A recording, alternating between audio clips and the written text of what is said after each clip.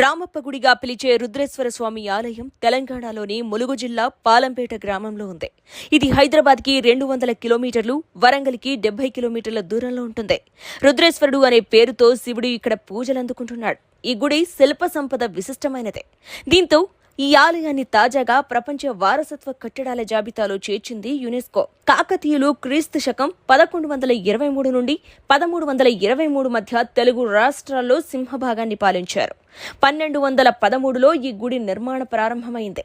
నిర్మాణానికి సుమారు 40 ఏళ్లు పట్టిందని చరిత్రకారుల అంచనా.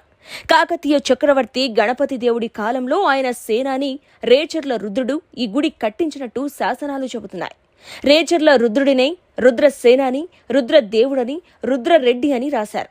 నేల నుంచి 6 అడుగుల ఎత్తున నక్షత్రాకార మండపంపై ఈ గుడి నిర్మించారు. నీటి మీద తేలియాడుతాయని చెప్పే ఇటుకలతో గర్భాలయం, విమానం నిర్మించారు.